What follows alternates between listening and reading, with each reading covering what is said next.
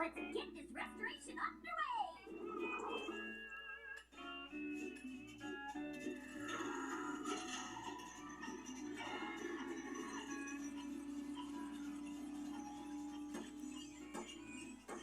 Perfectly calibrated! Ow!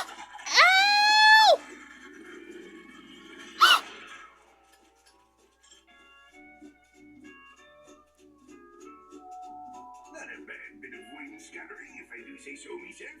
Now to put the finishing touches on it.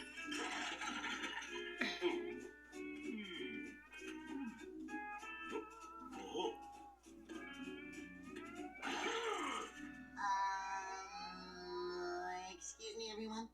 Not to micromanage or anything, but do any of you actually know how to build a pineapple? Well, of course we do, silly. Firstly, every pineapple needs a solid foundation to keep it firmly in place.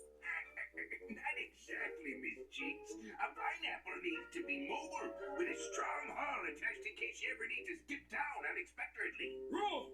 A pineapple needs a sweet but tangy flavor.